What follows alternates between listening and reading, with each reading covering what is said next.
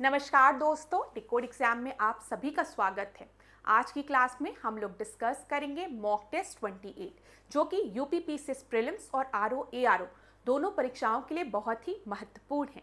तो चलिए आज की क्लास को स्टार्ट करते हैं मेरे साथ ऐश्वर्या सिंह के साथ। क्लास में किसी भी तरीके का डाउट होगा तो आप लोग मुझसे कमेंट बॉक्स में पूछ सकते हैं।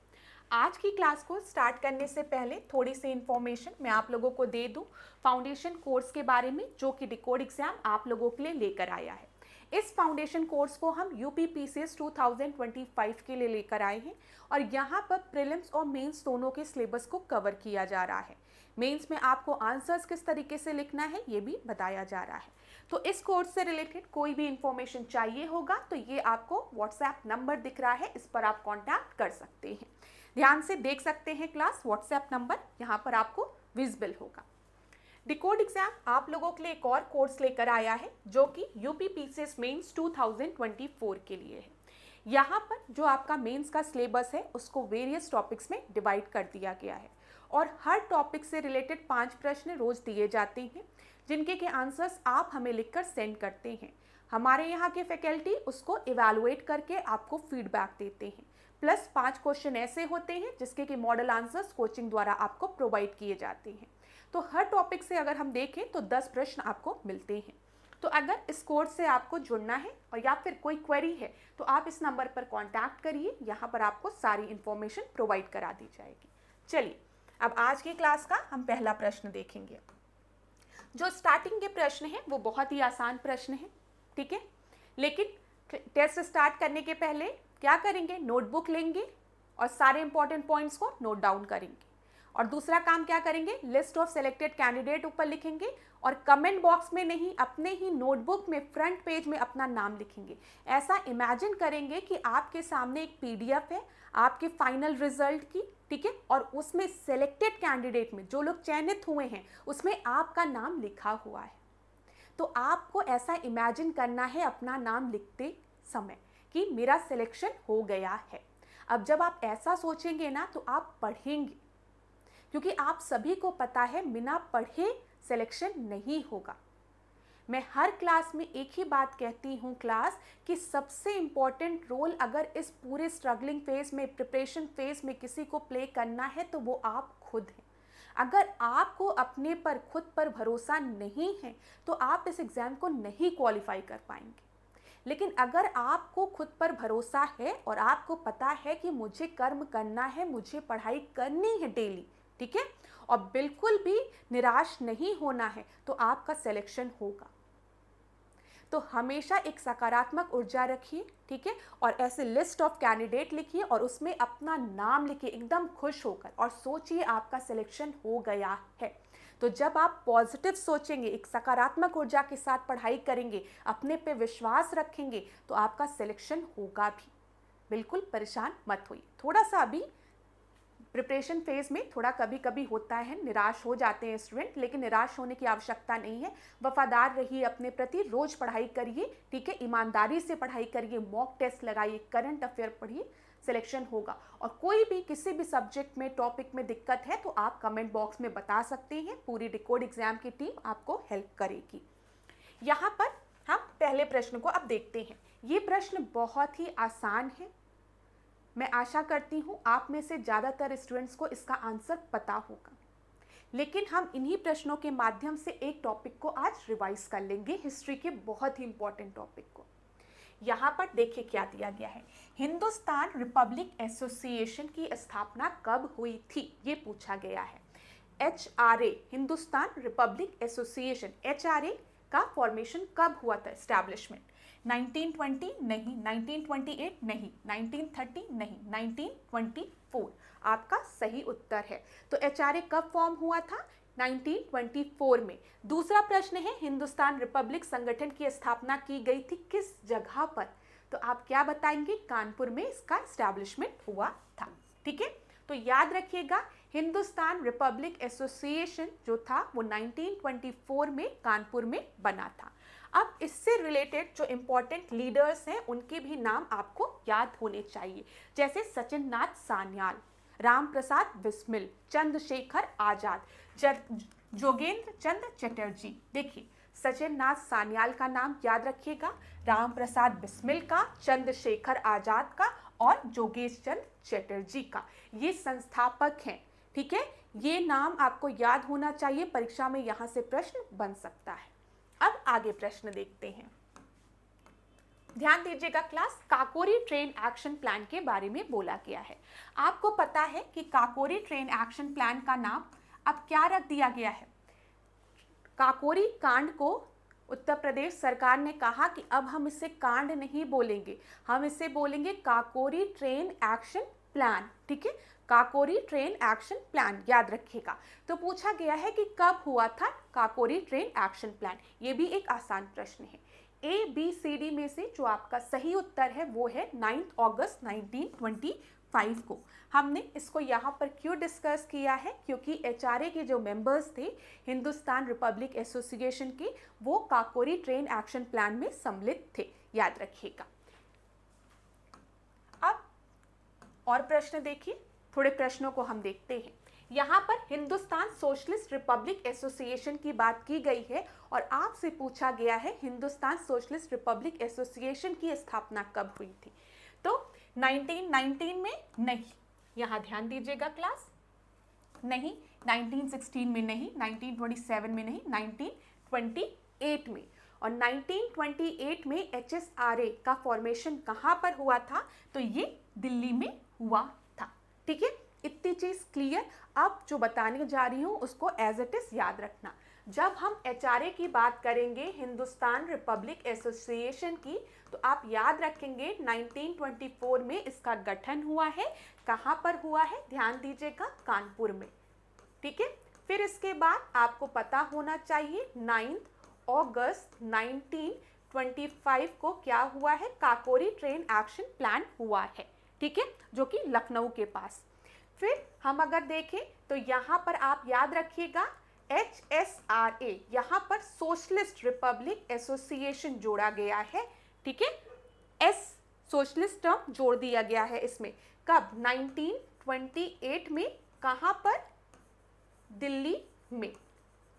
अब आपके परीक्षा में हो सकता है, देखिए हो सकता है कि कभी HRA में दे दे कि HRA का गठन जो था वो 1924 में 1924 में दिल्ली में हुआ था और HSRA का गठन 1928 में कानपुर में हुआ था। तो आप याद रखिएगा HRA का गठन जो है वो 1924 में कानपुर में हुआ था और HSRA का गठन 1928 में हम कहते हैं दिल्ली में हुआ था। यहाँ पर बस एस टर्म को जोड़ दिया गया था, सोशलिस्ट टर्म को, जिसमें जोड़ने के पीछे किनके कंट्रीब्यूशन बोला जाता है? चंद्रशेखर आजाद का और भगत सिंह का, याद रखिएगा। चल आगे बढ़े क्लास। इतनी चीजें क्लियर, इतनी चीजें क्लियर। अभी आसान प्रश्नों के माध्यम से मैं रिवीजन करा रही हूँ। अब यहाँ पर कुछ चीजें देख लो कि जब हम काकोरी ट्रेन एक्शन प्लान की बात करते हैं, ध्यान दीजिएगा क्लास, तो इसमें 29 क्रांतिकारियों को गिरफ्तार किया गया था, ठीक है। लेकिन आपको सारे के सारे 29 क्रांतिकारियों के नाम नहीं याद रखने हैं। आपको किनके नाम याद रखने हैं, नोट डाउन करिए। राम प्रसाद बिस्मिल का नाम आप याद रखेंगे, अशफाकुल्ला का नाम याद रखेंगे, रोशन लाल और राजेंद्र लाहिड़ी का नाम याद रखेंगे। किनका? राम प्रसाद बिस्मिल का, अशफाकुल्ला का नाम याद रखेंगे, रोशन लाल और राजेंद्र लाहिड़ी का नाम याद रखेंगे। क्यों? क्योंकि इनको फांसी दी गई थी, ठीक है। क्यों? क्योंकि इनको फांसी दी गई थी। चंद्रशेखर आजाद की अगर हम बात करें तो चंद्रशेखर आजाद फरार हो गए थे, ठीक है। और आपको पता है बाद में ये इलाहाबाद में इनको जब एल्फर्ड पार्क में ये गोली मार लेते हैं, ब्रिटिशर्स इनको घेर लेते हैं, फिर ये खुद को गोली मार लेते हैं। लेकिन अभी चंद्रशेखर आजाद हम लोग 1928 में पढ़ेंगे कि हिंदुस्तान रिपब्लिक एसोसिएशन में सोशलिस्ट टर्म जोड़ने में योगदान किसका था? चंद्रशेखर आजाद और भगत सिंह का, याद रखिएगा। चल आगे देखते हैं। देखो ये क्या है, काकोरी ट्रेन डकैती कांड में किन क्रांतिकारियों को फांसी दी गई थी? देखिए ये भी प्रश्न आपके परीक्षा में बन सकता है और ये रिसेंट में बना हुआ प्रश्न है, ठीक है। बिहार PCS में 2019 में प्रश्न बना है। अभी मैंने आपको बताया है राम प्रसाद बिस्मिल और अशफाकुल्लाह को, ठीक है, याद रखिएगा। परीक्षा में ऐसे भी प्रश्न बन सकता है। तो हर टॉपिक से किस तरीके से प्रश्न बन सकता है ये भी आपको पता होना चाहिए। यहाँ पर अगर आपने नाम नहीं लिखा है तो अभी भी लिख लीजिए, राम प्रसाद बिस्मिल, अशफाकुल्ला, रोशन लाल और राजेंद्र लाहिड़ी को फांसी दी गई थी और चंद्रशेखर आजाद जो थे वो फरार हो गए थे। चल, इतनी चीज क्लियर हो गई होगी। आगे देखिए क्या प्रश्न बना है। ये आपके यूपीपीसीएस मेंस 2015 का प्रश्न है। निम्नलिखित में से कौन काकोरी कांड मुकदमे में सरकारी वकील था? तो बताइए, काकोरी कांड जो काकोरी एक्शन प्लान था उसमें सरकारी वकील कौन था? सरकार को, अंग्रेज सरकार को कौन रिप्रेजेंट कर रहा था? तो उनका नाम था जगत नारायण मुल्ला। बी आपका सही उत्तर है। और अगर इस प्रश्न का उत्तर आपको नहीं आता है तो अपने नोटबुक में लिख लीजिए, जगत नारायण मुल्ला जो थे, ठीक है, इन्होंने काकोरी एक्शन प्लान में सरकारी वकील का काम किया था। क्लियर? चलो आगे बढ़ते हैं। ये प्रश्न पूछा है तो हो सकता है स्टेटमेंट के फॉर्म में फिर पूछ ले।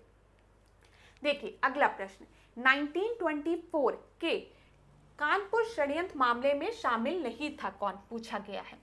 अब ये प्रश्न जब परीक्षा में 2021 में पूछा गया था तो बहुत से स्टूडेंट कंफ्यूज हुए थे, उनको इसका उत्तर नहीं पता था, क्योंकि एग्जाम के बाद हम लोग स्टूडेंट से डिस्कस करते हैं कि किस प्रश्न में आपको दिक्कत हुई, किस प्रश्न में आपको दिक्कत नहीं हुई।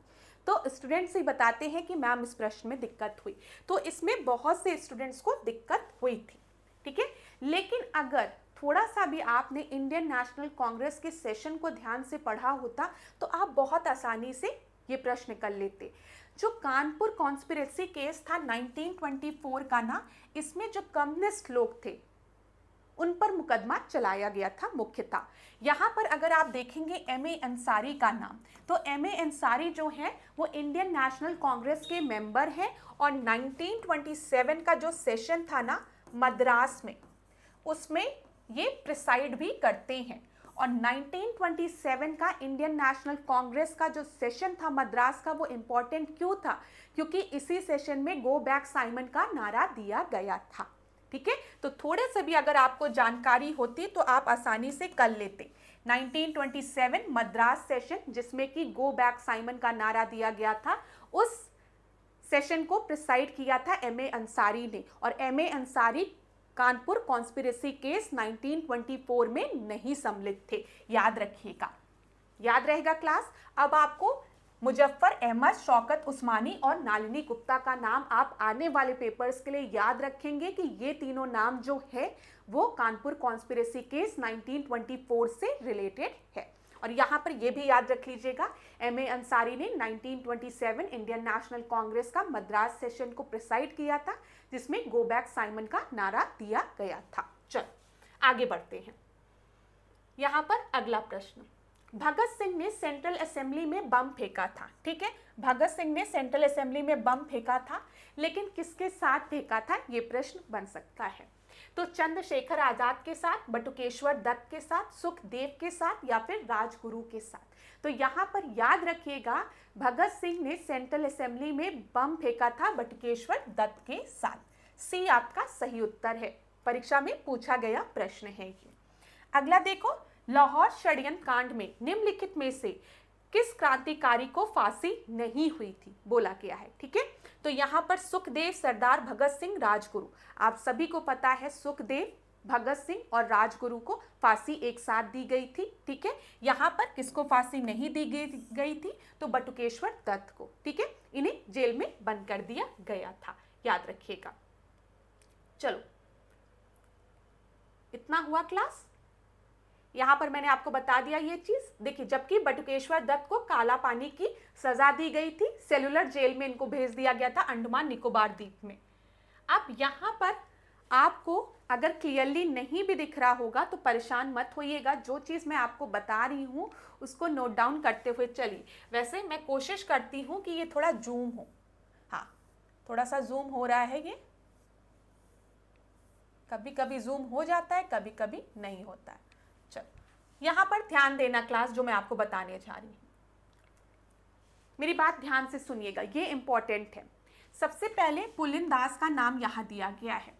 पुलिन दास का नाम आप सभी को पता है, 1902 की हम बात करते हैं अनुशीलन समिति की, याद रखिएगा, नोट करिए पुलिन दास, लिखिए पुलिन दास, जो रिवाइज करा रही है उसको रिवाइज करो, पुलिन दास, ठीक है, क्या लिखोगे 902 अनुशीलन समिति,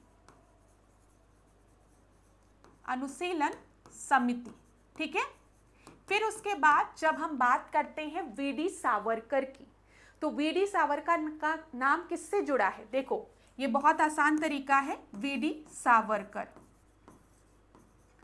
वीडी सावरकर का नाम आपका जुड़ा है अभिनव भारत से, किससे, अभिनव भारत से, आपके परीक्षा में कई बार पूछा गया है।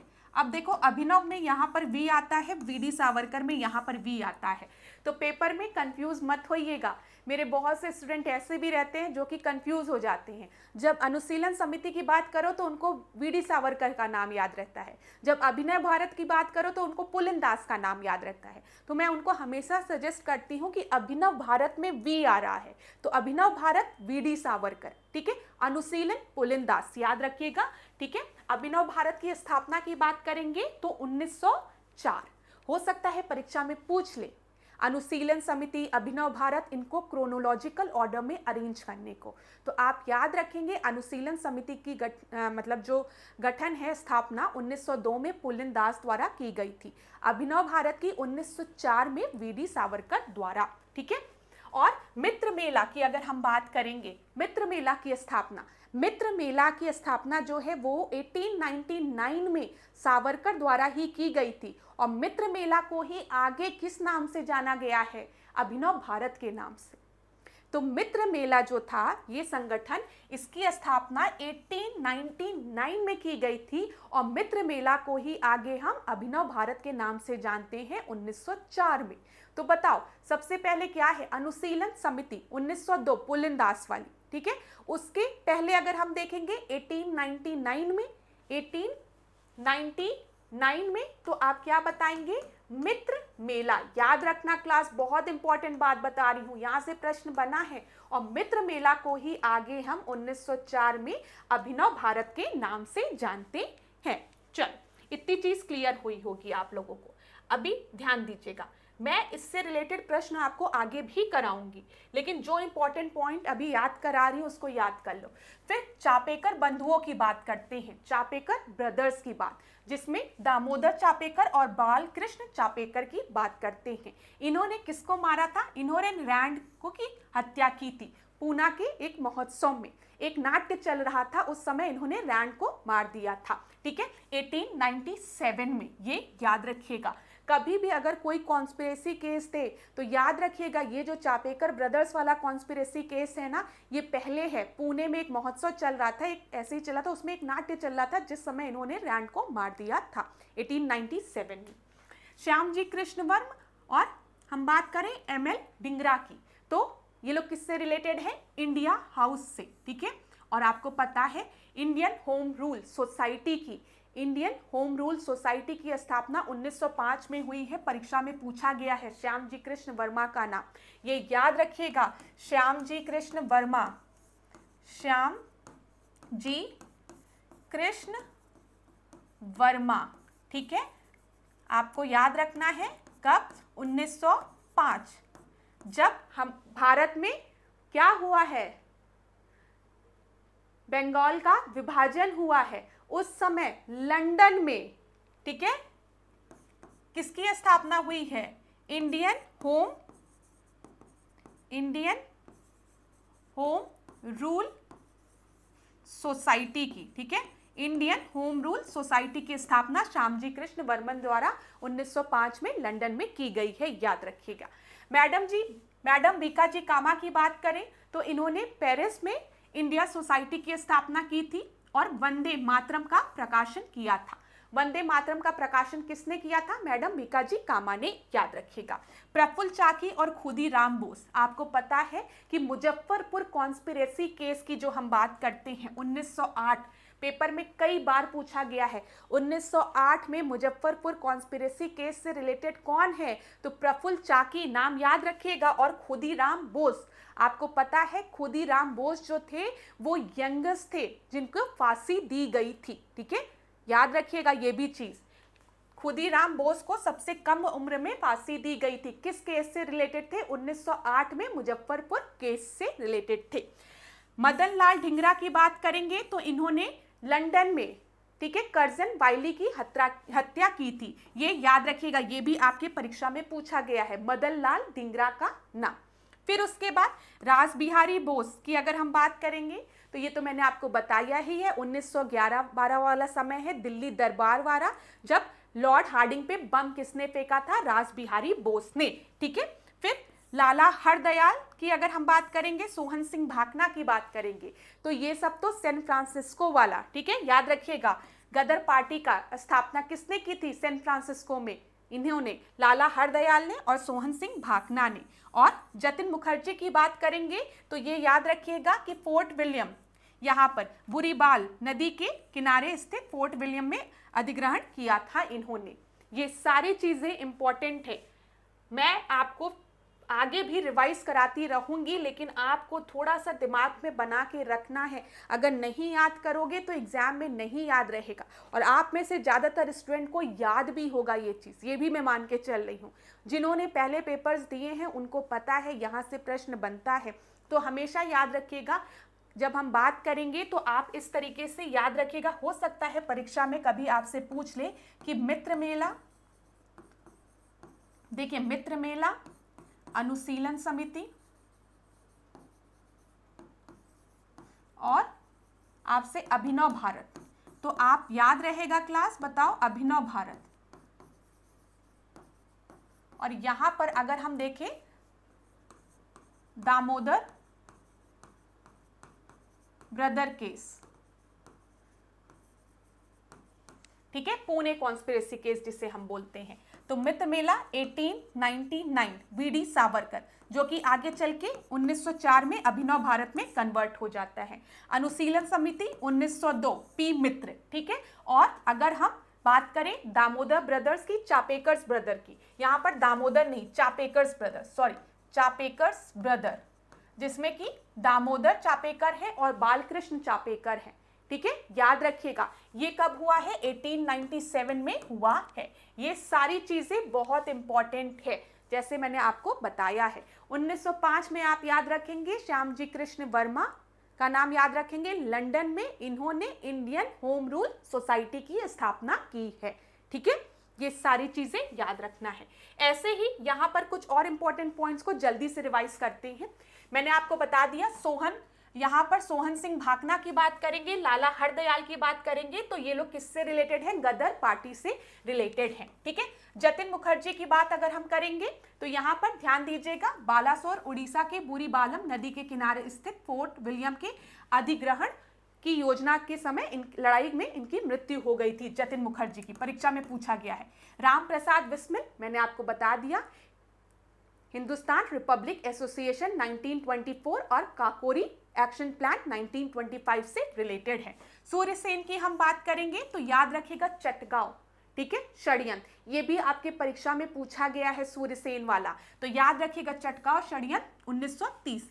चंद्रशेखर आजाद की हम बात करेंगे तो आपको पता है ये फरार हो गए थे, बाद में एल्फर्ड पार्क, यहाँ पर प्रयागराज में जब पुलिस के साथ इनका संघर्ष चल रहा था उस समय इनकी मुठभेड़ में इनकी मृत्यु हो गई थी 1932 में, ये याद रखिएगा। इन्होंने स्वयं को गोली मार ली थी, इन्होंने स्वयं को गोली मार ली थी और 1932 का समय था, प्रयागराज एल्फर्ड पार्क। भगत सिंह की हम बात करेंगे तो इनका एसोसिएशन किस किस चीज से है? सबसे पहले HSRA से, Hindustan socialist republic association. Chandrashekhar Azad भी HSRA से रिलेटेड हैं, याद रखिएगा। भगत सिंह भी हिंदुस्तान सोशलिस्ट रिपब्लिक एसोसिएशन। फिर 1928 में ही इन्होंने सॉन्डर्स की हत्या की योजना बनाई थी, ठीक है। केंद्रीय विधानसभा में बटुकेश्वर दत्त के साथ इन्होंने बम फेंका था, याद रहेगा। फिर पंजाब में नौजवान भारत सभा की स्थापना की थी, कब? पूछा जा सकता है। 1929 में भगत सिंह ने पंजाब में नौजवान भारत सभा की अब क्या बनाई थी, मतलब बनाया था इन्होंने, सभा बनाई थी, ठीक है। फिर याद रखिएगा सॉन्डर्स की हत्या, यहाँ पर इसमें राजगुरु शामिल थे, अभी हमने देखा, ये तो आपको पता है, राजगुरु सॉन्डर्स की हत्या में शामिल थे। बटुकेश्वर दत्त ने 1929 में क्या किया था, भगत सिंह के साथ असेंबली में बम फेंका था केंद्रीय विधानसभा में। जतिन दास की बात करेंगे तो जतिन दास की मृत्यु कैसे हुई थी, ये भूख हड़ताल से हुई थी, ठीक है। 64 डेज ये भूखे रहे थे, उससे इनकी मृत्यु हो गई थी। भगत सिंह, जतेंद्र नाथ, अजय घोष, ठीक है, याद रखिएगा, दिल्ली में हिंदुस्तान सोशलिस्ट आर्मी की स्थापना की थी इन्होंने। लाला हरदयाल, गदर पार्टी, उधम सिंह की बात करें तो इन्होंने डायर को मारा था। कब मारा था, ये याद रखिएगा। इतनी चीजें क्लियर हो गई क्लास, ये सारे पॉइंट बहुत इंपॉर्टेंट है। मैंने एक बार क्विक रिवीजन कराने का प्रयास आपको किया है, पता नहीं ये चीज आपको क्लियर दिख रही है कि नहीं, मैं एक बार देख लूं स्लाइड में, आपको थोड़ा बहुत दिख रहा होगा, ठीक है। अगर नहीं भी दिख रहा है तो जो चीज मैंने बताई है उसको याद रखिएगा, क्योंकि यहां से प्रश्न बनता है। मैं आने वाले क्लास में क्या करूंगी, इसको नोट करके ले आऊंगी ताकि आप लोग को क्लियरली विजिबल हो। इससे रिलेटेड प्रश्न प्लस रिवीजन के लिए प्रॉपर वे में लिखा रहेगा। चलो अगला प्रश्न हम देखते हैं। यहां पर क्या दिया गया है, निम्नलिखित कथनों पर आपको विचार करना है। गुरु अंगद ने गुरुमुखी लिपि का विकास किया था। दूसरा है गुरु रामदास ने रामदासपुर, जिसको कि हम अमृतसर के नाम से जानते हैं, उस नगर को बसाया था। तो बताइए यहां पर आपका सही उत्तर क्या होगा। यहां पर दोनों ही जो स्टेटमेंट आपको दिए गए हैं वो बिल्कुल सही है। जब हम बात करते हैं गुरु अंगद की, तो गुरु अंगद ने गुरुमुखी लिपि का विकास किया था, एकदम सही है। और रामदास ने ही रामपुर को बसाया था, जिसको कि हम प्रेजेंट डे में अमृतसर के नाम से जानते हैं। तो बोथ स्टेटमेंट आर करेक्ट, ठीक है। अब यहां से भी आपके परीक्षा में कभी कभी प्रश्न बन जाता है, तो एक बार रिवाइज कर लीजिए। सबसे पहले जब हम गुरु नानक की बात करते हैं तो आपको पता है सिख धर्म की संस्थापक कौन है, सिख धर्म के संस्थापक कौन है, गुरु नानक है, ठीक है। गुरु अंगद की बात करते हैं तो इन्होंने गुरुमुखी लिपि का विकास किया था, ठीक है। लंगर व्यवस्था को भी नियमित किया था इन्होंने। नियमित किसने किया था लंगर व्यवस्था को, गुरु अंगद ने, याद रखिएगा। गुरु अमरदास की अगर हम बात करेंगे तो यहाँ पर बादशाह अकबर द्वारा इन्हें सम्मानित किया गया था। पूछा जाता है कि अकबर के कंटेम्प्रेरी कौन थे, तो आपको याद रखना होगा गुरु अमरदास, ठीक है। अगला देखिए, गुरु रामदास की बात करेंगे तो अभी हमने बताया इन्होंने रामपुर की स्थापना की थी, जिसे हम अमृतसर के नाम से जानते हैं, ठीक है। फिर गुरु अर्जन देव की अगर हम बात करेंगे तो गुरु ग्रंथ साहिब का संकलन इन्होंने किया था। साथ ही साथ अमृतसर में हर मंदिर साहिब, जिसको कि हम स्वर्ण मंदिर के नाम से जानते हैं, का निर्माण आरंभ किसने कराया था, गुरु अर्जुन देव ने, ठीक है। और मुगल बादशाह जहांगीर द्वारा इन्हें शहीद किया गया था, ये भी याद रखिएगा। परीक्षा में पूछा जाता है कि जहांगीर द्वारा किसे शहीद किया गया था, तो आप बताएंगे गुरु अर्जुन देव को। चलो आगे देखिए, गुरु हरगोविंद को। अच्छा एक काम करिए क्लास, स्क्रीनशॉट ले लीजिए, स्क्रीनशॉट ले लीजिए, आराम से पढ़िएगा जल्दी से, ठीक है। थ्योरी ज्यादा है ना आज के क्लास में, क्वेश्चन के थ्रू हम लोग क्या कर रहे हैं, जल्दी जल्दी चीजों को रिवाइज कर रहे हैं। अब यहां पर ध्यान दीजिएगा, गुरु हरगोविंद की जब हम बात करेंगे तो अकाल तख्त की स्थापना किसने की थी, गुरु हरगोविंद ने। गुरु हर राय मुगलों के साथ संघर्ष में भाग लिया था, अपने पुत्र राम राय को मुगल के दरबार में भेजा था। गुरु हरकिशन की बात करेंगे तो कम आयु में गुरु बने और अल्प आयु में ही इनका निधन हो गया था।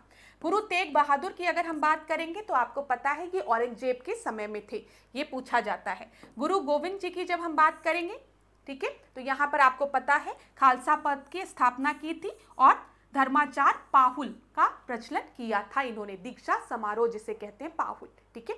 तो ये भी परीक्षा में प्रश्न पूछा जाता है। यहाँ से प्रश्न देखा जाता है, कंटेम्प्रेरी पूछा जाता है कि अकबर के कंटेम्प्रेरी कौन थे या फिर औरंगजेब के समय कौन थे, गुरु तेग बहादुर थे, ठीक है। चलो अगला प्रश्न हम देखते हैं। यहाँ पर इस प्रश्न को देखो, महारानी विक्टोरिया की उद्घोषणा का उद्देश्य क्या था, पूछा गया है। बताओ, भारतीय राज्यों को ब्रिटिश साम्राज्य में मिलाने के किसी भी विचार का परित्याग करना, भारतीय प्रशासन के ब्रिटिश क्राउन के अंतर्गत रखना, भारत के साथ ईस्ट इंडियन कंपनी के व्यापार का नियमन करना। तो यहाँ पर आपका सही उत्तर क्या होगा? यहाँ पर आपका सही उत्तर क्या होगा? किसी भी विचार का परित्याग करना। भारतीय राज्यों को ब्रिटिश साम्राज्य में मिलाने के किसी भी विचार का परित्याग करना।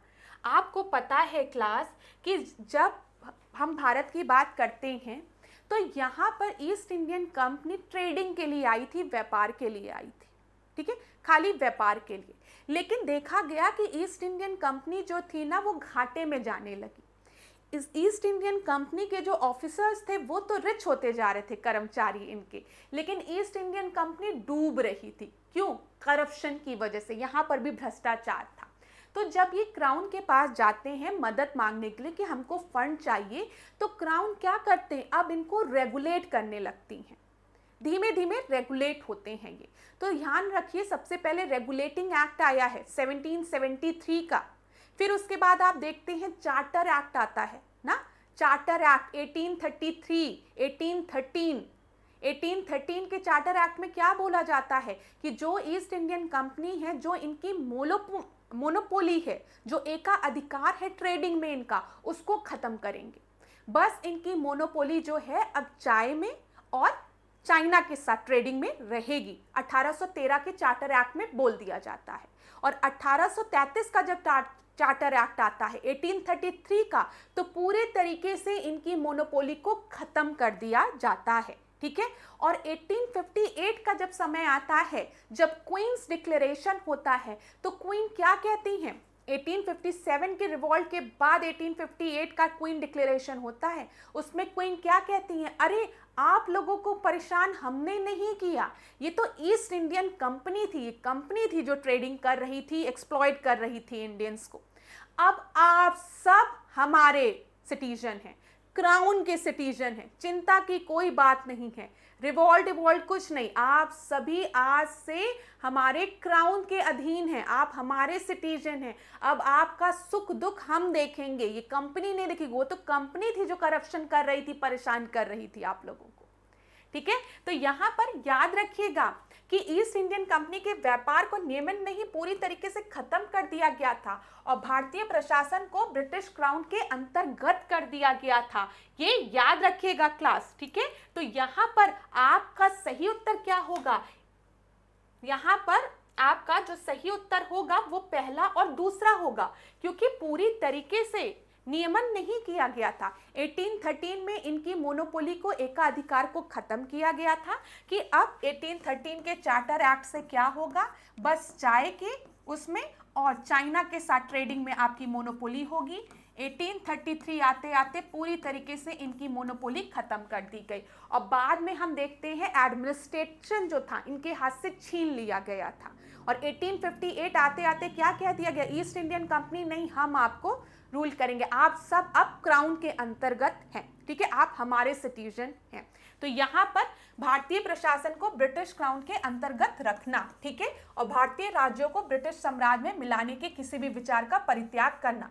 आप चिंता मत करिए, आप चिंता मत करिए। ये जो रिवॉल्ट 1857 हुआ है, जिसमें आप देख रहे हो झांसी लड़ रही है, लखनऊ से लड़ रहे हैं, ठीक है, जगदीशपुर से लड़ रहे हैं। क्यों? क्योंकि कहीं ना कहीं ईस्ट इंडियन कंपनी इन लोगों के स्टेट को कॉन्क्वर कर ली थी, ठीक है। आप देख रहे थे ना, क्या कर रही थी? अपना पूरा राज कर रही थी। तो क्राउन ने कहा नहीं, भारतीय प्रशासन को ब्रिटिश क्राउन के अंतर्गत हम रखेंगे और भारतीय राज्यों को ब्रिटिश साम्राज्य में मिलाने के किसी भी विचार का हम परित्याग करते हैं। हम किसी पर भी जबरदस्ती नहीं करने वाले हैं। डॉक्ट्राइन ऑफ लैप्स कुछ नहीं होने वाला है अब डलहौजी वाला। समझ में आ रहा है? तो यहाँ पर आपका सही उत्तर 1 और 2 हो जाएगा, ठीक है क्लास। ये परीक्षा में पूछा गया प्रश्न है। चलो आगे देखते हैं अगले प्रश्न को। देखिए एक्सप्लेनेशन रहेगी तो आपके दिमाग में चीजें ज्यादा समय तक बनी रहेगी। अंडी और ओपोर तिपी, ठीक है, नाम से प्रचलित विवाह किस आदिवासी समूह से संबंधित है? तो बताइए किससे संबंधित है? तो ये हो से संबंधित है। यहाँ पर क्या करो? किडनैप करके विवाह करो, ठीक है। तो ये उड़ीसा में आपका सम्मिलित है, याद रखिएगा। झारखंड और उड़ीसा में अगर हम देखेंगे वहां पर इसमें विवाह तथा अपहरण के द्वारा विवाह होता है। अरेस्ट करके कह रहे हैं, क्या करके, किडनैप करके विवाह कर लो, ठीक है। तो हो से संबंधित है, जो कि झारखंड और उड़ीसा में। अब अगला प्रश्न, इधर आना पड़ेगा, काफी बड़ा प्रश्न है, दिख रहा है ना क्लास। चलो, स्वदेशी बहुत हम लोग ने पढ़ा, अब तो एकदम याद हो गया होगा जो पहले से क्लास कर रहे हैं। देखो प्रश्न, स्वदेशी आंदोलन के संबंध में निम्न कथनों में से कौन से सही हैं? कुछ विशिष्ट मुसलमान आंदोलन में शामिल हुए। स्त्रियों ने आंदोलन में सक्रिय भागीदारी की। आंदोलन ने बंगाल के किसानों को ना तो अधिक प्रभावित किया, ना ही इसमें शामिल हुए। यह बंगाल तक ही सीमित रहा। अब यहां पर क्लास देखिए क्या पूछा गया है, कौन सा करेक्ट है, ठीक है, कौन सा करेक्ट है। तो यह बंगाल तक तो सीमित नहीं रहा था, ये बंगाल तक सीमित नहीं रहा था, ये दोनों काट दो, ये भी नहीं होगा। तो यहां पर आपका सही उत्तर सी हो जाएगा। अब देखो यहां पर, इसमें हम देखते हैं जब स्वदेशी आंदोलन चलता है तो किसके, मतलब स्वदेशी आंदोलन आता क्यों है? बंगाल के विभाजन को लेकर। बंगाल के विभाजन में मैंने आपको बताया ईस्ट बंगाल वेस्ट बंगाल को डिवाइड कर दिया गया। कर्जन ने बोला कि हम एडमिनिस्ट्रेटिव पर्पस के लिए इतने बड़े बंगाल प्रोविंस को हम एडमिनिस्टर नहीं कर पा रहे हैं, इसका प्रशासन नहीं कर पा रहे, प्रशासनिक उस पर, ठीक है। तो इसी वजह से हम इसको डिवाइड कर रहे हैं। लेकिन मेन रीजन क्या था? डिवाइड एंड रूल, हिंदू और मुस्लिम मेजॉरिटी वाले जो प्रोविंस है उनको अलग अलग कर दो। लेकिन बंगाल के लोग ये चीज नहीं चाहते थे, उन्होंने इसका विरोध किया, स्वदेशी आंदोलन की बात की। यहाँ तक कि जिस दिन जब 16 अक्टूबर को विभाजन हुआ 1905 में, तो लोगों ने राखी बांधी एक दूसरे को यूनिटी दिखाने के लिए। तो इसमें मुसलमान भी शामिल थे, विशिष्ट मुस्लिम भी शामिल थे, स्त्रियों ने भी भागीदारी ली थी। लेकिन बंगाल विभाजन में अगर हम देखें तो किसानों का कोई बहुत बड़ा योगदान नहीं था, ये भी ट्रुथ है, ठीक है, याद रखिएगा। ये बंगाल तक सीमित था? नहीं, ये बंगाल तक नहीं सीमित था। अभी हम बताते हैं, अगर आप यहाँ पर देखेंगे पूना और मुंबई में इसका नेतृत्व बाल गंगाधर तिलक द्वारा किया गया था। पूना और मुंबई में भी 1905 के बंगाल विभाजन का विरोध किया था, जिसका नेतृत्व किसने किया था? बाल गंगाधर तिलक ने किया था। पंजाब में आप सभी को पता है कौन थे? लाला लाजपत राय थे, ठीक है, एवं अजीत सिंह थे। और मद्रास की हम बात करेंगे तो चिदंबरम पिल्लई का नाम याद रखेंगे, पिल्लई का नाम याद रखिएगा, मद्रास में इंपॉर्टेंट है। तो कहीं भी अगर परीक्षा में आपको दे कि 1905 का जो बंगाल विभाजन था वो बंगाल तक ही सीमित रहा, तो नहीं, जो हमारे एक्सट्रीमिस्ट लीडर थे जैसे बाल गंगाधर तिलक, वो इसका विरोध कर रहे थे महाराष्ट्र से, ठीक है। जो लाला लाजपत राय पंजाब में इसका विरोध कर रहे थे, और जब हम बात करते हैं चिदंबरम पिल्लई का, तो वो मद्रास में इसका विरोध कर रहे थे, ठीक है। और आपको पता है बंगाल विभाजन के समय 1905 का जो सेशन हुआ था, ठीक है, उसका किसने प्रिसाइड किया था? गोपाल कृष्ण गोखले ने प्रिसाइड किया था, ये भी याद रखिएगा। और 1906 का जो सेशन हुआ था उसको दादा भाई नौरोजी ने कोलकाता में प्रिसाइड किया था, ये भी आपको पता होना चाहिए। और 1907 में तो आप सभी को पता है क्या हो जाता है? सूरत स्प्लिट हो जाता है, एक्सट्रीमिस्ट और मॉडरेट्स में डिवीजन हो जाता है। चलो आगे देखते हैं, ये प्रश्न देखो क्लास आराम से, बहुत अच्छे से पढ़ाया है मैंने आप लोगों को इन्वायरमेंट वाली क्लास में। United nation framework convention on climate change एक अंतर्राष्ट्रीय संधि है जिसका गठन कब हुआ है? जल्दी से बता दो मेरे प्रिय छात्रों और छात्र छात्राओं। अच्छा, आज विमेंस डे है, happy women's day to all, ठीक है, हैप्पी विमेंस डे। खूब अच्छे से पढ़ाई करिए, कोई भी एक्सक्यूज मत दीजिए, सिलेक्शन पाइए, और फिर अच्छे से फिर कहीं पे अच्छी सी स्पीच दीजिएगा विमेंस डे पर, स्पेशली लड़कियां। चलो अब यहां पर ध्यान दो, स्टॉकहोम 1972 में क्या यूनाइटेड नेशन फ्रेमवर्क कन्वेंशन का गठन हुआ था? बताया है नहीं हुआ था, ठीक है, नहीं हुआ था। तो यहां पर किसका गठन हुआ था स्टॉकहोम में? बताओ जल्दी से। यहां पर अगर हम देखें 5 जून 1972 को यूनेप का गठन हुआ था, जिसको कि हम क्या कहते हैं? United Nation Environment Programme. United Nation Environment Programme का गठन 1972 में स्टॉकहोम कॉन्फ्रेंस में हुआ था, याद रखिएगा 5 जून को, जिस दिन हम एनवायरनमेंट डे भी मनाते फिर देखो 1992 में UNFCCC United nation framework convention on climate change का गठन हुआ था। एजेंडा 21 आया था। रियो समिट याद है ना, जिसको कि हम अर्थ समिट भी कहते हैं, ठीक है। रियो समिट क्यों कहते हैं, क्योंकि ये ब्राजील में हुआ था, ठीक है।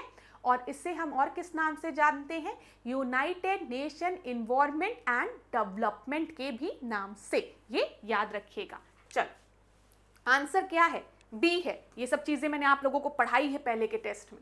जिन बच्चों ने पहले का टेस्ट नहीं देखा है वो प्लीज पहले का टेस्ट देखिएगा। यहाँ पर ध्यान दो, Rio declaration, agenda 21, forest principle, conservation on biological diversity, जो कि कई जगह आपको UNCBD लिखा रहता है, ठीक है। फिर उसके बाद framework convention, United nation framework convention on climate change का भी गठन हुआ है। चल आगे बढ़ते हैं अगले प्रश्न में। कौन सा सही सुमेलित नहीं है, आसान प्रश्न है, ध्यान दो। श्रीहरिकोटा कहां पर है, आंध्र प्रदेश में है, हाँ। थुम्बा की बात करेंगे, केरला में है। पोखरन आप सभी को पता है कहां पर है, राजस्थान में है। लेकिन बार की अगर हम बात करें, भाभा एटॉमिक रिसर्च सेंटर, ये महाराष्ट्र मुंबई में है। तो यहां पर कौन सा करेक्टली मैच्ड नहीं है, तो सी करेक्टली मैच्ड नहीं है, ठीक है। चल आगे बढ़े। इसका स्क्रीनशॉट लेना है तो क्लास ले लो, आप लोग पढ़ लेना। जैसे भाभा परमाणु अनुसंधान केंद्र, Bhabha atomic research centre, Mumbai Maharashtra, ठीक है। इंदिरा गांधी परमाणु अनुसंधान केंद्र, कलपक्कम तमिलनाडु। सीधे प्रश्न पूछ लेता है कलपक्कम कहां पर है, तो तमिलनाडु में है, याद रखिएगा, ठीक है। उन्नत तकनीकी केंद्र इंदौर, इसको आप लोग एक बार स्क्रीनशॉट ले लीजिए, आराम से पढ़िएगा। यहां पर प्लाज्मा अनुसंधान संस्थान अहमदाबाद, टाटा स्मारक केंद्र मुंबई। चलो आगे बढ़ते हैं, अगला प्रश्न देखते हैं। अगला प्रश्न क्या है, यहाँ पर निम्न भारतीय मिट्टियों की बात की गई है। निम्न भारतीय मिट्टी में से कौन बेसाल्ट लावा के अपक्षय के कारण निर्मित होता है, तो बेसाल्ट लावा के अपक्षय के कारण, ठीक है, वेदरिंग के कारण कौन से सॉइल फॉर्म होता है, तो जलोढ़ मिट्टी नहीं। आप सभी को पता है कि एलुवियल सॉइल जो है वो नदी के किनारे, old alluvial soil, new alluvial soil, हम लोग बांगर खादर की बात करते हैं ना, नहीं। लेटराइट नहीं, लाल मृदा नहीं, रेगर सॉइल। रेगर सॉइल को हम और किस नाम से जानते हैं, ब्लैक सॉइल के नाम से, याद रखिएगा, ठीक है। ब्लैक सॉइल में सबसे ज्यादा किसकी खेती की जाती है, कॉटन की ना, कॉटन की खेती की जाती है, बीटी कॉटन, ये याद रखिएगा। चलो तो यहां पर देख लो, काली मृदा को हम रेगर सॉइल भी कहते हैं। ये कॉटन कल्टीवेशन के लिए बहुत ही अच्छा होता है। डेक्कन ट्रैप में अगर हमें देखेंगे तो वहां पर हमें काली मिट्टी दिखती है, ठीक है। ये किससे फॉर्म होती है, इग्नियस रॉक के वेदरिंग से, ये याद रखिएगा। अगला प्रश्न हम देखते हैं, जनगणना से रिलेटेड। आप में से कई स्टूडेंट कह रहे थे कि मैम जनगणना से रिलेटेड प्रश्न को करा दीजिए, तो ध्यान दीजिएगा। जनगणना 2011 के अनुसार कितने प्रतिशत जनसंख्या गांवों में निवास करती है, तो कितने प्रतिशत पॉपुलेशन जो है वो गांव में निवास करती है, ये पूछा गया है। 65.4, 65.5, 68.84, 72.19। तो रूरल पॉपुलेशन की बात की गई है, तो यहां पर आपका सही उत्तर है 68.84, याद रखिएगा। सी आपका सही उत्तर है, सी सही उत्तर है, ठीक है क्लास। यहां पर आप देख लीजिए 68.84 जनसंख्या गांव में निवास करती है, ये याद रखिएगा। अगला प्रश्न, यहां पर ध्यान दीजिए, मैं इधर हो जाऊं। जनगणना 2011 की बात की गई है, आयोजन किसके निर्देशन में संपन्न हुआ, तो census 2011 was conducted under whose direction, तो शैलेश, जयंत कुमार बंटिया या फिर डॉक्टर सी चंद्रमौली। तो यहां पर आपका सही उत्तर है डॉक्टर सी चंद्रमौली का, ठीक है, ए आपका सही उत्तर है। जल्दी जल्दी देखते हैं ये सब प्रश्न, इसमें कुछ ऐसा एक्सप्लेन तो करना नहीं है। ए आपका सही उत्तर है। अगला प्रश्न देखिए यहाँ पर क्लास क्या दिया गया है। वर्ष 2011 की जनगणना के अनुसार, आंकड़ों के अनुसार न्यूनतम साक्षरता वाले केंद्र शासित प्रदेशों का सही क्रम क्या है, आपको बताना है यहाँ पर। तो यहाँ पर देखिए क्या दिया गया है। पुडुचेरी, चंडीगढ़, दादरा एवं नगर हवेली, दादरा एवं नगर हवेली, चंडीगढ़, पुडुचेरी, पुडुचेरी, दादरा एवं नगर हवेली, चंडीगढ़, दादरा एवं नगर हवेली, पुडुचेरी, पुडुचेरी और चंडीगढ़। तो यहाँ पर देख लीजिएगा क्लास, आप लोग आराम से, मिनिमम लिटरेसी की बात की गई है, न्यूनतम साक्षरता वाले केंद्र शासित प्रदेशों की बात की गई है। विजिबल है ना आपको? तो यहाँ पर आपका सही उत्तर डी है, दादरा एवं नगर हवेली और पुडुचेरी और चंडीगढ़। ठीक है, आगे बढ़े। यहाँ पर देख लीजिए परसेंटेज, दादरा एवं नगर हवेली की बात करेंगे 77, पुडुचेरी की बात करेंगे 85.8, चंडीगढ़ की बात करेंगे 86%। 2011 की जनगणना के अंतिम आंकड़ों की बात यहाँ पर की गई है। ठीक है, अंतिम आंकड़ों के अनुसार शीर्ष जनसंख्या घनत्व वाले राज्यों को आपको बताना है। ठीक है, शीर्ष जनसंख्या घनत्व मतलब हाईएस्ट पॉपुलेशन डेंसिटी की बात यहाँ पर की गई है। अगर आपको ऐसे प्रश्नों पे समय लेना है तो आप ले सकते हैं। इन प्रश्नों का उत्तर मैं डायरेक्ट इसलिए बता रही हूँ क्योंकि इतना कुछ एक्सप्लेन करना नहीं है मुझे यहाँ पर। ठीक है क्लास, तो यहाँ पर चारों ऑप्शन पढ़ने का कोई मतलब नहीं है, मैं आपको सीधे उत्तर बताती हूँ। हाईएस्ट पॉपुलेशन डेंसिटी की बात की गई है। अगर हाईएस्ट पॉपुलेशन की बात होती तो हम उत्तर प्रदेश लगा देते अपने राज्य का नाम उत्तर प्रदेश, लेकिन यहाँ पर हाईएस्ट पॉपुलेशन डेंसिटी की बात की गई है। मेरी पेन गायब हो जाती है। ठीक है, तो यहाँ पर हाईएस्ट पॉपुलेशन डेंसिटी जन घनत्व की बात की गई है। तो उत्तर होगा बिहार, पश्चिम बंगाल, केरल, उत्तर प्रदेश। ये याद रखिएगा, ए आपका सही उत्तर होगा। यहाँ पर देख लीजिए बिहार, पश्चिम बंगाल, केरल, उत्तर प्रदेश 8 to 9, ये याद रख लीजिएगा अपने एग्जाम के लिए, और फिर हरियाणा। क्लियर है क्लास? चलो आगे बढ़ते हैं। अब यहां पर बताओ, अब पॉलिटी के क्वेश्चन शुरू होने वाले हैं, तो ध्यान पूर्वक पढ़िएगा। अभी तक तो जनगणना थी तो उसमें कुछ ऐसा एक्सप्लेन नहीं करना था। ठीक है, ऐसे ऐसे एक्सप्लेन नहीं करना था, लेकिन अब पॉलिटी के क्वेश्चन है तो बहुत ही इंपॉर्टेंट क्वेश्चन सॉल्व करने वाले हैं, तो ध्यान पूर्वक पढ़ना। लोक कल्याणकारी राज्य की भावना किसमें अंतर्निहित है? तो यहाँ पर वेलफेयर स्टेट की बात की गई है। वेलफेयर स्टेट की धारणा किसमें निहित है बताइए? मौलिक अधिकार में, नीति निर्देशक तत्वों में, मूल कर्तव्य में, या फिर इनमें से कोई नहीं? तो आप सभी को पता है जब भी हम वेलफेयर स्टेट की बात करते हैं हम डीपीएसपी की बात करते हैं, राज्य के नीति निर्देशक तत्वों की। तो यहाँ पर आपका सही उत्तर बी हो जाएगा। आसान प्रश्न था। अब देखो प्रश्न, ध्यान दीजिएगा। ये जो प्रश्न है ये यूपीएससी प्रीलिम्स 2020 में पूछा गया है। मैं थोड़ा साइड में हो जाती हूँ, आराम से देखना। भारत के संविधान के भाग 4, मतलब हम किसकी बात कर रहे हैं? भाग 4 में क्या दिया गया है जल्दी से बताओ? राज्य के नीति निर्देशक तत्व डीपीएसपी दिए गए हैं। ठीक है, के संदर्भ में निम्नलिखित में से कौन सा कथन करेक्ट है, सही है? ध्यान देना। They shall be enforceable by court, वे न्यायालय द्वारा लागू किया जा सकता है DPSP. They shall not be enforceable by court. ठीक है, फिर आखिरी दिया है, इस भाग में निर्धारित सिद्धांत राज्य द्वारा कानून बनाने को प्रभावित करने के लिए हैं। The principle laid down in this part are to influence the making of law by the state. ठीक है, अब आप सभी को पता है जब भी हम मौलिक फंडामेंटल राइट की बात करते हैं, ठीक है, मौलिक अधिकारों की बात करते हैं, तो वहां पर they are enforceable by court. ठीक है, जब हम फंडामेंटल राइट की बात करते हैं तो आपको पता है हम आर्टिकल 32 का यूज करके सुप्रीम कोर्ट में जा सकते हैं अगर हमारे मौलिक अधिकारों का हनन हो रहा है। ठीक है, मौलिक अधिकारों का, फंडामेंटल राइट का, और 226 का यूज करके हम लोग हाई कोर्ट जा सकते हैं। ठीक है, ये पता है आपको।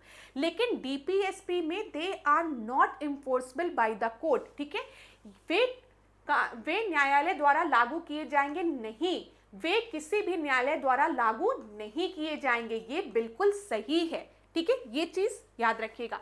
दूसरा स्टेटमेंट बिल्कुल सही है। मैं स्लाइड से हट जाऊं नहीं तो आप लोगों को दिक्कत होगी। जो मैं बोल रही हूं बस उसको ध्यानपूर्वक सुनिएगा।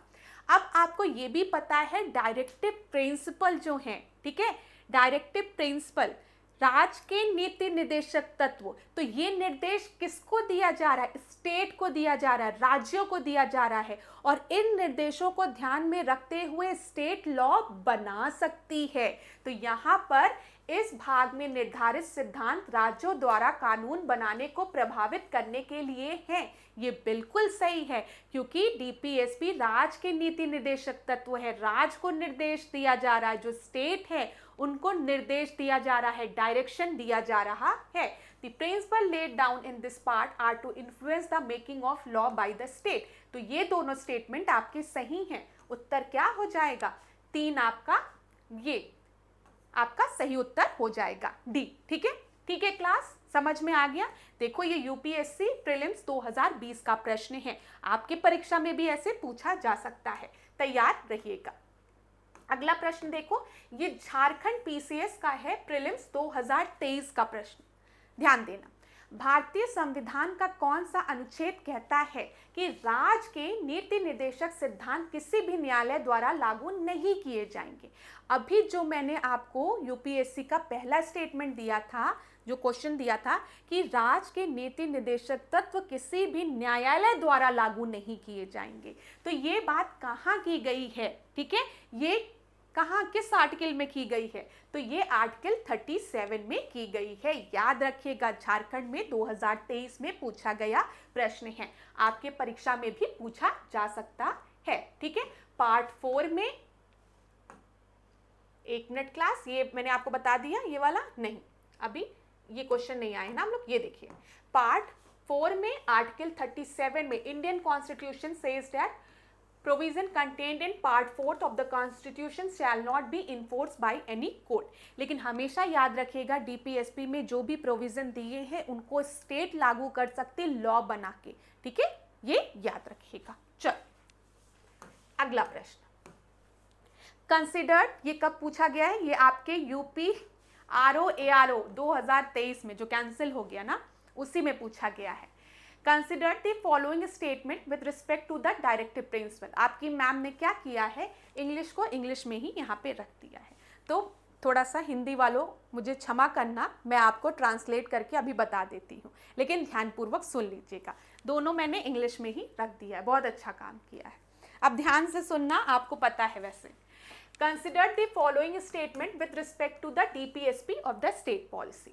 They are not enforceable by the court। अभी हमने देखा है आर्टिकल 37 में ही दिया गया है कि DPSP जो है वो कोर्ट द्वारा इन्फोर्सेबल नहीं होगा। ठीक है, ये सही है, ठीक है ना, नॉट दिया है यहाँ पे, not enforceable. It shall be the duty of state to apply these principle in law making. हाँ, स्टेट के लिए, राज्यों के लिए ही ये निर्देश है, ये डायरेक्शन है। ठीक है, और राज्य इन निर्देशों को देखते हुए, रखते हुए लॉ बना सकती है। बिल्कुल सही है, तो दोनों ही स्टेटमेंट आपके बिल्कुल सही है। आरओ 2023 में ये प्रश्न पूछा गया था। बताओ सही है ना? बी, कोई दिक्कत नहीं हुई होगी।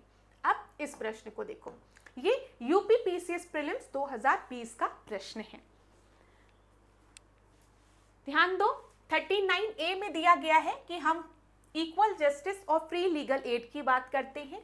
40 में विलेज पंचायत, ठीक है, ग्राम पंचायत के गठन की बात करते हैं।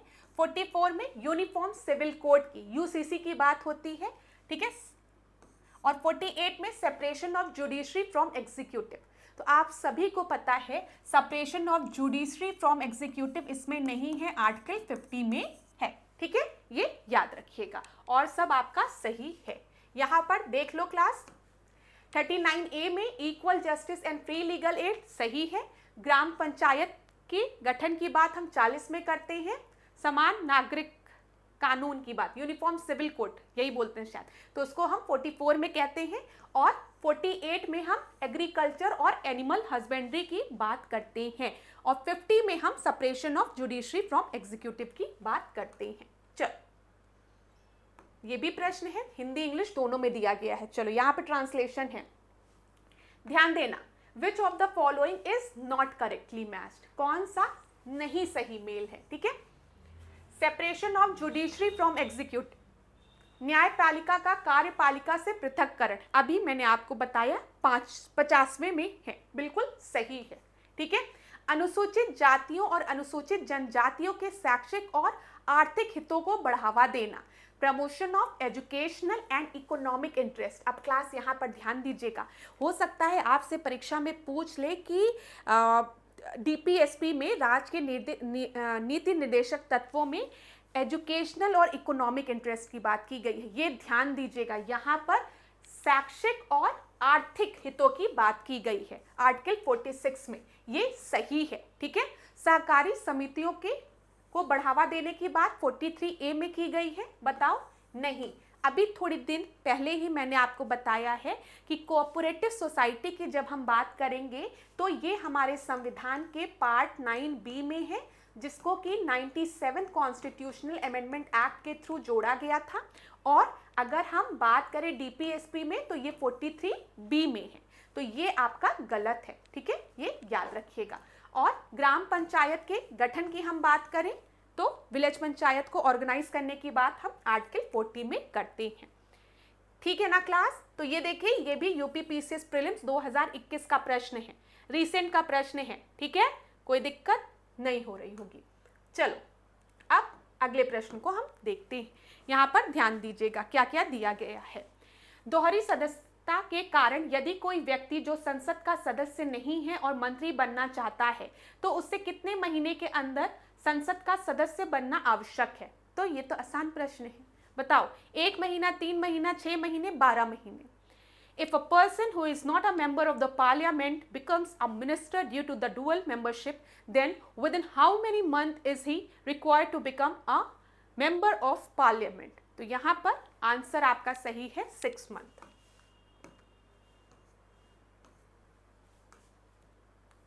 अगला हम देखें, ये प्रश्न अगर किसी ने भी गलत किया ना तो इसका मतलब आप लोग पढ़ाई नहीं अच्छे से कर रहे हो।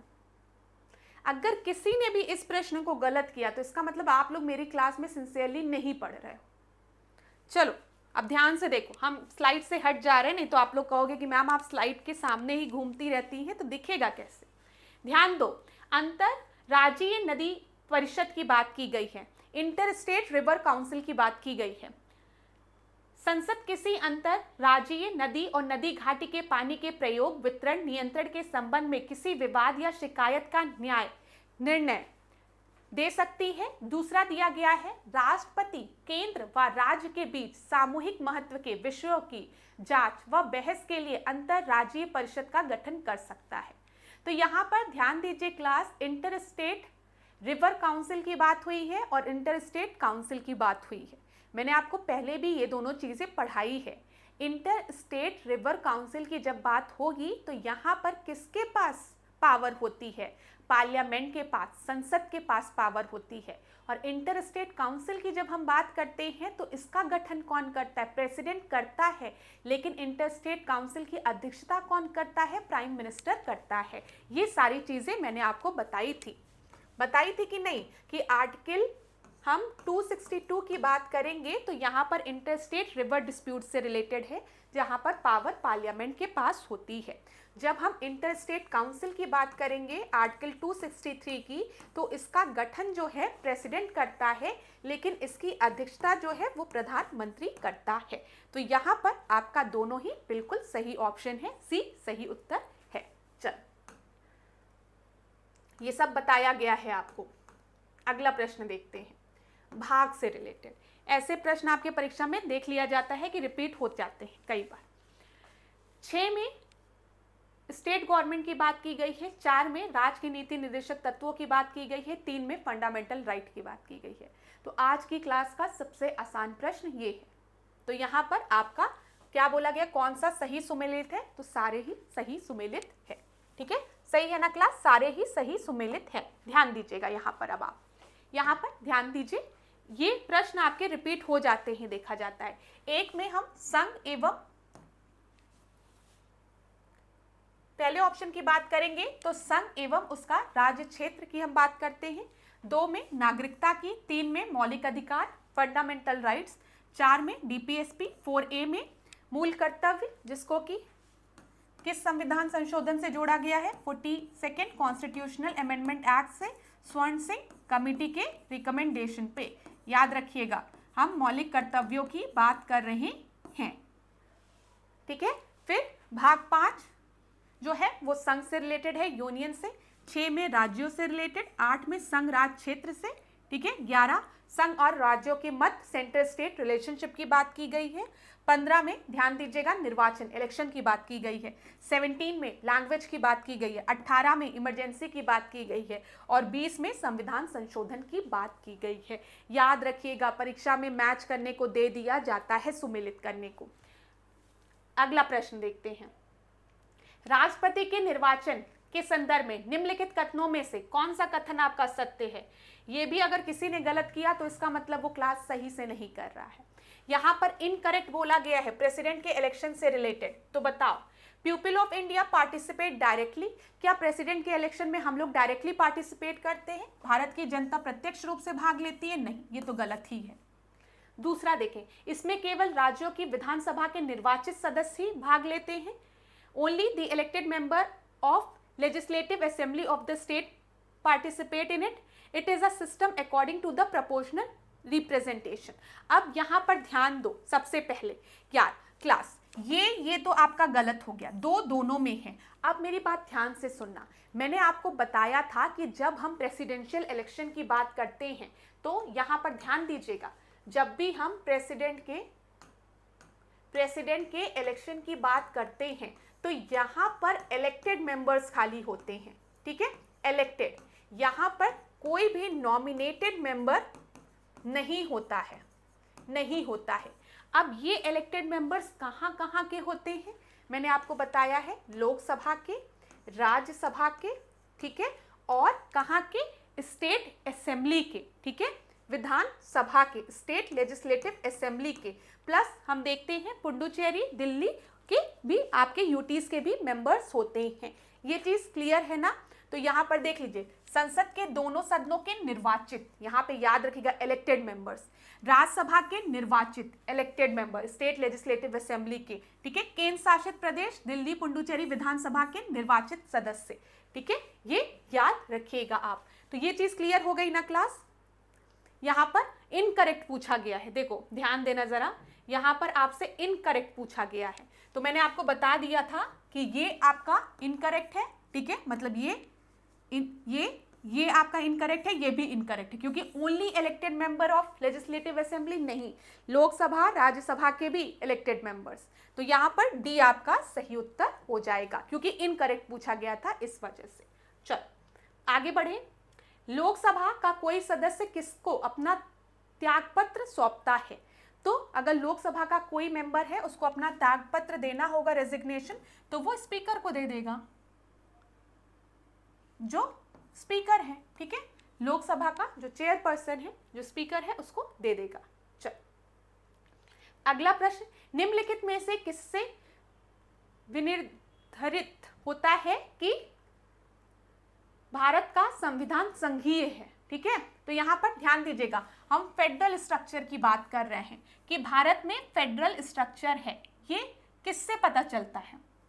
मैंने आपको पहले भी बताया है, जब भी हम संघीय ढांचा की बात करेंगे, हम फेडरल स्ट्रक्चर की बात करेंगे, तो यहाँ पर हम हमेशा डिवीजन ऑफ पावर की बात करेंगे, ठीक है, याद रखिएगा, शक्तियों के वितरण की हम बात करेंगे, किसके मध्य, सेंटर और स्टेट के मध्य, ठीक है, तो यही आपका फेडरल स्ट्रक्चर होता है। इन सारे ऑप्शंस में फेडरलिज्म की बात कहाँ की गई है, केंद्र और राज्यों के बीच शक्तियों के वितरण में, डी आपका सही उत्तर है। अगला हम देखते हैं, निम्न में से कौन सा अनुच्छेद संसद को राज्य सूची के विषय के संबंध में विधि बनाने की शक्ति प्रदान करता है। तो यहाँ पर पार्लियामेंट को, देखो ये क्लास आपको पता है कि हम जब बात करते हैं शेड्यूल, ध्यान दीजिएगा, जब हम यहां ध्यान दीजिएगा, जो मैं बताने जा रही हूं, फिर से गड़बड़ हो जा रहा है, हाँ, जब हम शेड्यूल 7 की बात करते हैं तो हम देखते हैं यहाँ पर डिवीजन ऑफ पावर है, स्टेट लिस्ट, सेंटर लिस्ट, ठीक है, जिसको कि हम यूनियन लिस्ट भी कहते हैं, यूनियन लिस्ट भी, और कॉन्करेंट लिस्ट। पता है ना, जो स्टेट है, जो राज्य है, वो अपने लिस्ट में लॉ बनाता है, जो सेंटर है वो सेंटर लिस्ट में और कॉन्करेंट लिस्ट में दोनों बना सकते हैं। यहाँ पर आपसे बोला गया है कि किस में ये पावर दी जाती है कि जो पार्लियामेंट है वो स्टेट लिस्ट पे लॉ बनाए। तो ये राज्यसभा ये पावर देती है पार्लियामेंट को थ्रू आर्टिकल 249, ये याद रखिएगा। Parliament to make law in respect of the subject in state list, ये पावर इसको कौन ग्रांट करता है? राज्यसभा ग्रांट करता है आर्टिकल 249 के तहत। चलो, क्यों भाग रहा है ये? लग रहा अब चाह नहीं रहा है कि मैम पढ़ाएं, लग रहा है मेरे स्टूडेंट अब चाह ही नहीं रहे हैं कि हम पढ़ाएं। देखिए कितना टाइम हुआ है, अभी तो बस 1 घंटा हुआ है क्लास, 1 घंटा 5 मिनट। पढ़ लो पढ़ लो। मंत्रिपरिषद सामूहिक रूप से उत्तरदायी होता है, ठीक है। काउंसिल ऑफ मिनिस्टर जो होते हैं वो रिस्पॉन्सिबल होते हैं टूवर्ड्स, ध्यान दीजिएगा, ये भी बहुत कंफ्यूज करता है एग्जाम में। मैंने देखा है कई बार परीक्षा में प्रश्न दिया रहता है कि council of minister is responsible towards, पहला ऑप्शन प्रेसिडेंट, दूसरा ऑप्शन प्राइम मिनिस्टर, तीसरा ऑप्शन पार्लियामेंट, चौथा ऑप्शन लोकसभा। और बहुत से स्टूडेंट जो हैं वो पार्लियामेंट लगा के आ जाते हैं। जब पार्लियामेंट लगा दिया तो मतलब काउंसिल ऑफ मिनिस्टर जो है वो उत्तरदायी है लोकसभा राज्यसभा दोनों के लिए? नहीं, ये याद रखिएगा। जो कलेक्टिव रिस्पॉन्सिबिलिटी होती है काउंसिल ऑफ मिनिस्टर की, मंत्रिपरिषद की, वो सामूहिक रूप से लोकसभा के प्रति होती है। ये क्या हो रहा है क्लास? ये लोकसभा के प्रति होती है, टुवर्ड्स द लोकसभा। और यहाँ पर एक संवैधानिक बाध्यता के अंतर्गत अनुच्छेद इसके अंतर्गत, तो यहाँ पर याद रखिएगा आपका जो सही उत्तर है वो आपका होगा कि हम कह सकते हैं कलेक्टिव रिस्पॉन्सिबिलिटी टुवर्ड्स लोकसभा होती है। और यहाँ पर अंडर आर्टिकल 75(3) भी सही है आपका। यहाँ पर आप देख लीजिए एक बार, सी आपका सही उत्तर है। जब हम संविधान का 75 क्लॉज 3 बोलते हैं तो इसमें मंत्रिपरिषद लोकसभा के प्रति सामूहिक रूप से उत्तरदायी होता है, ये चीज यहाँ लिखी हुई है, ठीक है। जो मंत्रिपरिषद है वो किसके प्रति रिस्पॉन्सिबल होगा, किसके प्रति सामूहिक रूप से उत्तरदायी होगा? लोकसभा के प्रति। ये ध्यान दीजिएगा, यहां पर क्लास ध्यान दीजिएगा जो ये लिखा हुआ है, ठीक है। और यहां पर जो आपका आर्टिकल 75 का 4 दिया है ना, ये क्यों गलत है? क्योंकि इसमें क्या प्रोविजन दिया गया है? 75 के क्लॉज 4 के तहत अगर हम देखेंगे तो किसी मंत्री द्वारा पद ग्रहण करने से पहले राष्ट्रपति तीसरी अनुसूची में इसके प्रयोजन हेतु दिए गए प्रारूप के अनुसार उसे पद की गोपनीयता का शपथ दिलवाता है। तो यहाँ पर पद की गोपनीयता की शपथ की बात की गई है 75 के क्लॉज 4 में, ये याद रखिएगा। लेकिन 75 के क्लॉज 3 में बोला गया है जो मंत्रिपरिषद होता है वो सामूहिक रूप से उत्तरदायी होता है टुवर्ड्स लोकसभा। पार्लियामेंट लगाकर मत आइएगा, इसमें याद रखिएगा। चलो अगला प्रश्न हम देखते हैं। केंद्र और राज्यों के बीच होने वाले विवादों के निर्णय करने की शक्ति उच्चतम न्यायालय के किस अधिकार के अंतर्गत आती है? तो बताइए यहाँ पर किस अधिकार के अंतर्गत आती है? अगर कोई भी डिस्प्यूट जो है वो सेंटर और स्टेट के मध्य है तो सुप्रीम कोर्ट के किस जुरिस्डिक्शन के अंतर्गत ये आता है? तो सेंटर स्टेट में अगर कोई भी डिस्प्यूट है तो वो सुप्रीम कोर्ट के ओरिजिनल जुरिस्डिक्शन के अंतर्गत आता है। किसके अंतर्गत आता है? मूल अधिकारित के अंतर्गत, अंडर ओरिजिनल जुरिस्डिक्शन। अगर कोई भी डिस्प्यूट सेंटर स्टेट के मध्य है या स्टेट स्टेट के मध्य है तो सुप्रीम कोर्ट के ओरिजिनल जुरिस्डिक्शन के अंतर्गत। अब देख लीजिए सुप्रीम कोर्ट का जो जुरिस्डिक्शन है उसमें जब हम ओरिजिनल जुरिस्डिक्शन की बात करते हैं तो यहाँ पर किसी भी तरीके का डिस्प्यूट जो है वो सेंटर स्टेट के मध्य है या स्टेट स्टेट के मध्य है तो वो ओरिजिनल जुरिस्डिक्शन के अंतर्गत आता है, ठीक है। एपीलेट जुरिस्डिक्शन की बात करेंगे तो यहाँ पर लोअर कोर्ट से किसी ने अपील की है सुप्रीम कोर्ट में, वैसे केसेस को देखा जाता है तो इसे हम एपीलेट जुरिस्डिक्शन कहते हैं जब अपील की जाती है सुप्रीम कोर्ट में। एडवाइजरी जुरिस्डिक्शन, जैसे आपको पता है कि कई बार प्रेसिडेंट जो है वो सुप्रीम कोर्ट से एडवाइस मांगता है कि आप हमें एडवाइस करिए, तो वो एडवाइजरी जुरिस्डिक्शन के अंतर्गत आता है जब राष्ट्रपति किसी पब्लिक इंपॉर्टेंट मैटर पे सुप्रीम कोर्ट से एडवाइस मांगता है, ठीक है। और रिट आपको पता है, रिट आर्टिकल 32 में जब भी फंडामेंटल राइट्स का हनन होगा, मौलिक अधिकारों का, तो रिट हम बात करते हैं, ठीक है। स्पेशल प्रोविजन तो ये दूसरी चीज है, इसको आप छोड़ सकते हैं अभी। चलो, ये मैंने आपको बता दिया। अब बताओ what is the maximum number of Rajya Sabha सीटें, ठीक है। राज्यसभा की अधिकतम संख्या क्या है, बता दो जल्दी से। तो ये 250 है, 250 है, ठीक है। डी आपका सही उत्तर है। अगला प्रश्न देखें, निम्नलिखित कथनों पर विचार कीजिए क्लास।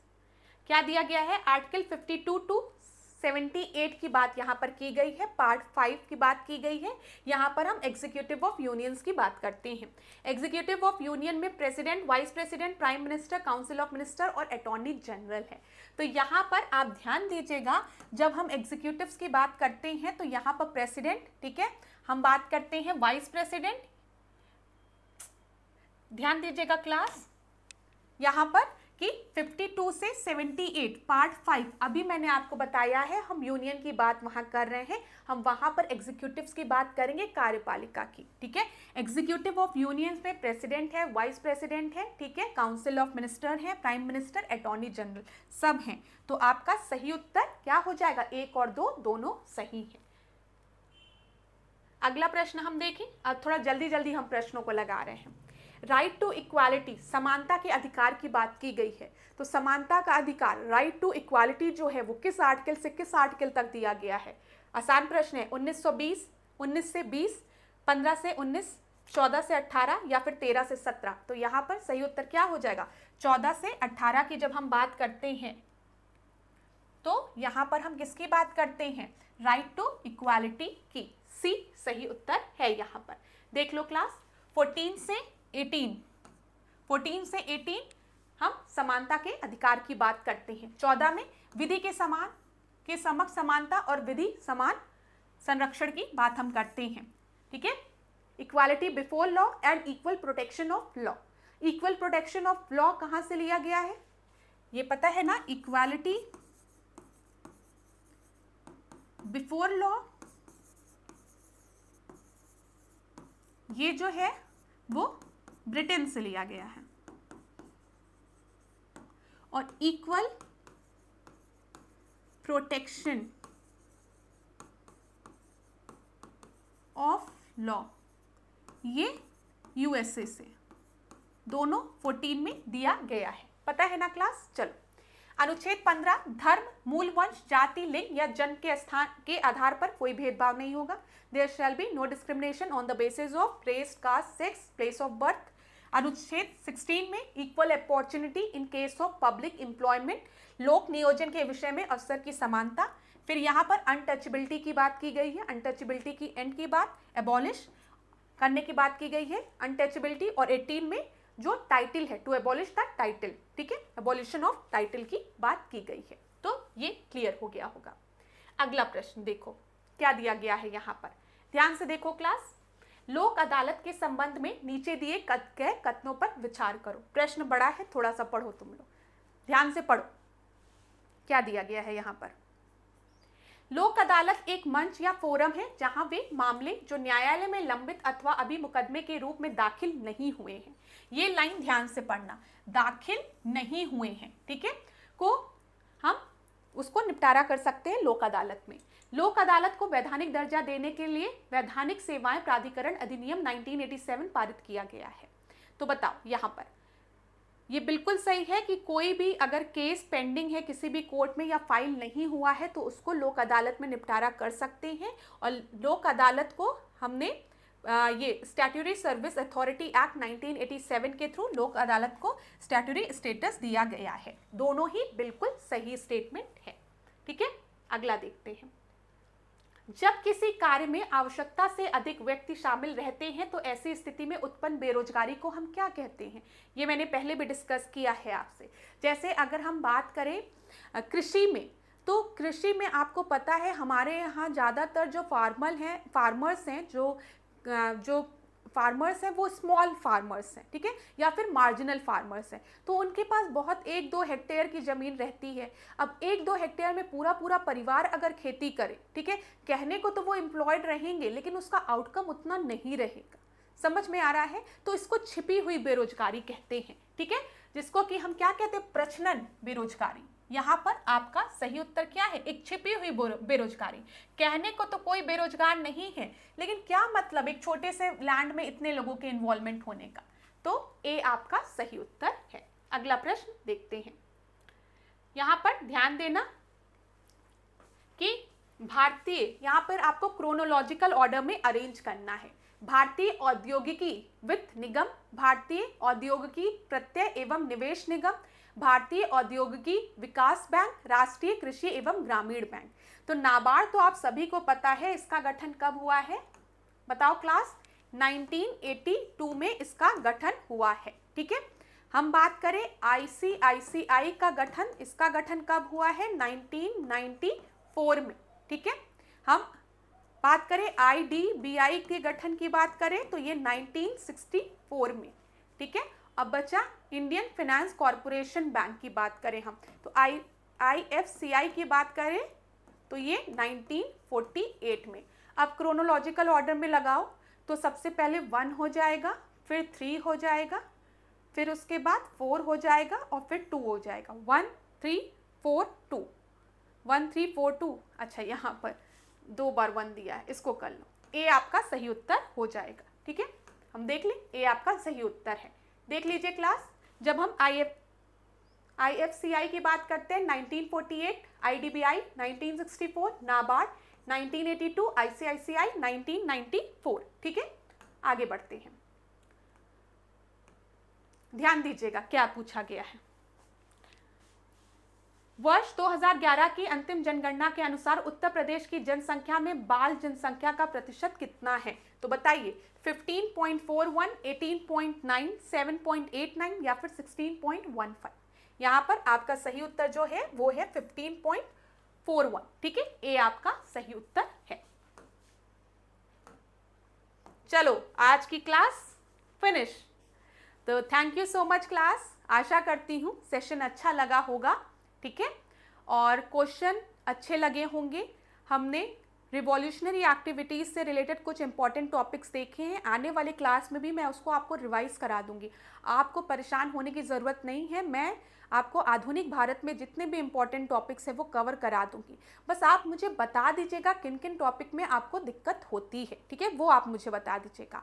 आप में से कुछ स्टूडेंट रिक्वेस्ट किए थे कि जनगणना से रिलेटेड क्वेश्चन को मैम कवर कर दीजिए, तो आज हमने जनगणना से रिलेटेड प्रश्नों को देखा। हम आगे भी ऐसे देखेंगे जनगणना से रिलेटेड प्रश्नों को। तो अब आज के सेशन को यहीं पे एंड करेंगे। बताइएगा क्लास आप लोगों को कैसे लगी, और जिस भी टॉपिक में आप लोगों को दिक्कत होती है कमेंट बॉक्स में बताइएगा। तो आज के सेशन को यहीं पे एंड करते हैं। Happy women's day to all, ठीक है। आप लोग क्या करिए, खूब पढ़िए, खूब आगे बढ़िए, अपने स्वास्थ्य का ध्यान दीजिए, अपने पे विश्वास रखिए, ईश्वर के आशीर्वाद पर विश्वास रखिए, माता पिता के आशीर्वाद पर, आपके जो शुभ चिंतक हैं उनके आशीर्वाद पर विश्वास रखिए, और खूब आगे बढ़िए, खूब पढ़िए और अपने स्वास्थ्य का ध्यान रखिए। तो thank you so much class. इसी तरीके से मेरे साथ ऐश्वर्या सिंह के साथ डिकोड एग्जाम के साथ बने रहिए। धन्यवाद। Thank you so much class.